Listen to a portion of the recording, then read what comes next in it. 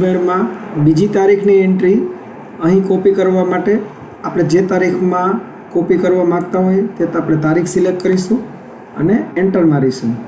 જો અહીંયા નીચે કોઈ એન્ટ્રી નહીં હોય તો હવે આપણે જૂની તારીખની એન્ટ્રી કોપી કરવા માટે F10 દબાવીશું અને જૂની તારીખ નાખીશું 3/4 કે જેની એન્ટ્રી અહીં કોપી કરવી છે.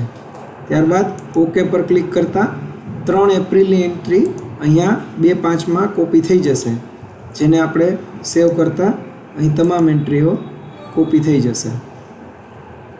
હવે જો આપણે આ એન્ટ્રી જે 2/5માં થઈ છે ભૂલથી, તેને આપણે 4/5માં ટ્રાન્સફર કરવા માગતા હોઈએ, એટલે કે અહીંથી કટ કરીને ત્યાં મૂકવા માગતા હોઈએ, તો આપણે સૌથી પહેલાં 4/5 તારીખ પસંદ કરીશું અને F12 દબાવીશું, જેથી બીજી તારીખની એન્ટ્રી ચોથી તારીખમાં ટ્રાન્સફર થઈ જશે.